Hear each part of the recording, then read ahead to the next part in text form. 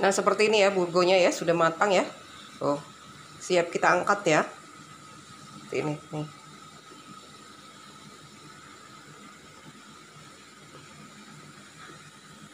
Tuh ya. Nah, lalu kita gulung seperti ini.